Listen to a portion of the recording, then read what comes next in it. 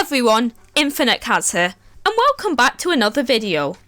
If you've seen me play Splatoon, you may have seen me use the Hydra, or more specifically, the custom Hydra splatling in many games. As the title of this video states, it's my favourite weapon in Splatoon 2, and today I want to talk about my experience with it and why I love it so much. I have a lot of experience with this weapon, but while I will always defend it, I know it's not nearly the best weapon or even the best anchor in Splatoon 2, due to a few shortcomings that I will discuss in a wee bit. While competitive viability is important in many instances, I don't consider it so important that it would drastically alter my opinion on a weapon I enjoy playing. With that out of the way, please like and subscribe as it really helps me out, and let's get right into it. I think it's normal when you first pick up Splatoon 2 to not have a clue what weapon you want to main. I certainly felt this, and for a good while after I started playing, I had no real favourite weapon. I flip-flop between rollers, blasters, and some longer range shooters.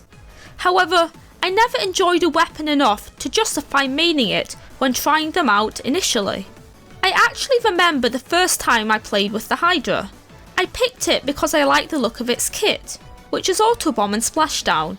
But oh, I had no idea what I was doing, and I dropped it after one abysmal match. I got into playing the Hydra gradually, and that was through learning how to play the lighter splatlings, especially the Mini. I found it a great segue from shooters, which I was more familiar with at the time. The Hydra is much slower, and its long charge time leaves much less room for error compared to the Heavy and the Mini, the only other splatlings to exist back then. I'm not sure why I decided to try out the Hydra again, but I'm sure glad I did. While I struggled at first to get to grips with its painfully slow move speed and long charge time, the rush I got picking off unsuspecting opponents was well worth it. Learning to master the Hydra was not easy, but I still adore playing it a few years down the line. So a worthwhile investment, if I do say so myself. This may sound a bit strange, but the feeling that the Hydra gives me when I play it is unmatched. No weapon comes close to the power you feel, in my opinion, when charging up and releasing a flurry of ink pellets that are strong and quick enough to melt anyone standing in your way. If you are quickly approached by a high damage shooter, you can still win a 1v1 situation with a quick reaction time. I feel less vulnerable using the Hydra because of this compared to other splatlings, even though they are still effective in this situation. The Hydra stands out as fully charged, it's a guaranteed 3-shot, not including fall-off damage, but with main power up, even a partial charge can hit 33.3 damage per hit, enough to 3-shot in many cases. The highlight of this weapon is charging up and waiting for the perfect time to unleash your flurry of ink over the unsuspecting team, causing them to panic and run for the hills. Obviously, it doesn't always work like this, but it makes it when it works as planned all the better. I think it will take some time to learn how to position yourself and use your charge wisely, especially if you are not used to playing with similar weapons, as charging up your weapon takes a significant amount of time and is a big commitment, as you lock yourself into a position with limited mobility to gain the ability to get extremely quick splats. It's a good idea to go over the maps and sort out some locations you can take control from. Look specifically for vantage points that have good sight lines, but cover if needed, such as the zones on Manta Maria. As the Hydra does best when you are already in control, that means if your team are not great at painting, it can be difficult to get back in. You won't be painting all that much, so if you are playing with a partner, it would be a wise idea to make them go something that has good mobility and paint coverage. The Hydra is all about creating the perfect conditions for it to shine, and if you manage to do just that, it is easily the most threatening part of your team, and a blast to play. The Hydra's impressive range of 85 makes it a great weapon to play backline with if you are not comfortable with the steep learning curve of snipers. It is only slightly outranged by the Splat Charger, but this means that aside from a few charges, you outrange everyone. This makes you amazing at pressuring the enemy team if you have control, or even if you don't. Anyone who knows how much damage the Hydra can do knows to get out of the way if they see you pointing the weapon at them. And even if you are not getting a lot of kills per game, you are doing more than you may realise.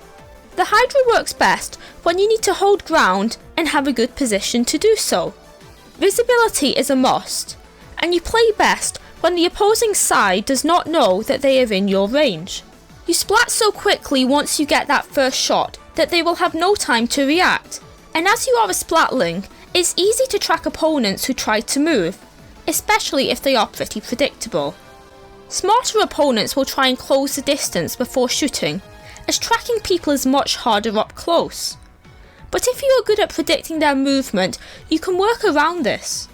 So, to prevent myself from becoming a broken record, the Hydra can be a little tricky to pick up, but it's a great alternative to a sniper.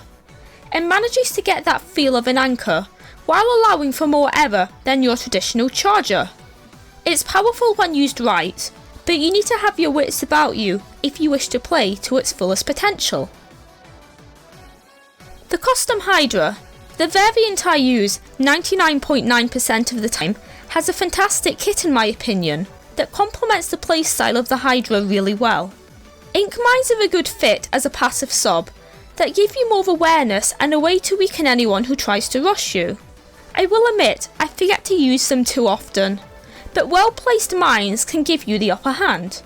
I would recommend either putting them in common flank spots or in the path of where you would normally retreat, which can scare someone off into following you if they are weakened and visible. Because you spend so much time charging your weapon, bombs are not super effective to combo off, and as they are very ink heavy, it leaves your main weapon less effective. So while ink mines may be a fairly weak sub, I don't mind them being on the custom Hydra. However, ink armour is anything but a lackluster special. Deemed by most competitive players to be the best in the game, it's a fantastic means of support to aid pushes and protect you and your team from high damage opponents that bit longer. Because ink armour always takes a hit to disappear, you can survive a fully charged shot from an E-liter with ink armour on, a great thing for the Hydra specifically, who usually loses this matchup. Another great feature of ink armour is when using it, it fills your tank up. This makes it very useful to use when you have low ink and need extra support, saving time for you and your team. Having a much more passive special means you don't need to go out of your way to activate it, making it much more preferable to say Stingray or Tenta missiles. Specials that pair well with anchors but are more involved than simply pressing the right trigger. A good kit is necessary for a weapon to be fun to play with, as sub and special play is so integrated into the overall Splatoon experience, and it's very relieving to have a great sub and special pairing on the Hydra, as I don't think I would be able to main the weapon if both of its kits sucked. While I love the Hydra and think it's a brilliant weapon, at the high level of play it's not really the best. This is mainly due to a couple of drawbacks the weapon has. The main one is the weapon's lack of speed and mobility. Because you move so slowly when charging and holding a full charge, your ability to move safely around the map is limited. This isn't necessarily an issue for splat zones and maybe tower control, but is seriously limiting for Rainmaker and Clan Blitz, where the objective is rapidly changing position, and unpredictably at that. In specific situations or more casual play, it's not really an issue, and the Hydra is fun to play as always. However, when I played competitive, I would only use the Hydra in specific situations, as usually a charger was a better fit. Linked to this weakness is how vulnerable you are without having a charge at the ready. Being caught off guard is easily your biggest weakness, as your bad mobility hinders your ability to sneak out of a bad situation, and engaging will probably result in death as well. However, playing the weapon correctly can mitigate this issue for the most part, especially if you are playing with people that can help increase your awareness of any potential sneak attack. The last issue I will talk about is the Vanilla's lackluster kit. Autobombs are a decent pairing, but not a terribly great sub in general. While at first glance it may seem like a good pairing, Splashdown is currently a weak special that does not synergise with the backliner well. By far the best way to use Splashdown is to super jump in conjunction with it, but that puts you out of position and leaves you vulnerable if any opponents are near you. While the panic splashdown can be a decent option, it's surprisingly easy to cancel the special mid-use. And that's why when you use the Hydra, it's almost always the custom, as ink mines and armour are a much better fit for the weapon. It's also important to note that you get hard countered by charges that outrange you, that being the regular splat charger, the Elite 4K, and their scoped counterparts. Because of your low mobility and slower kill time, you need to hope that the charger player doesn't see you or can't aim if you want to win a 1v1 situation. This issue is worse on maps like Moray Towers, where the weapons have enough range to reach across some important sight lines. However, I don't see these weapons that often, and to have pretty good matchups against the vast majority of weapons is a huge plus for the Hydra. So while the weapon does have weaknesses, like everything in Splatoon 2, I think said weaknesses are situational for the most part.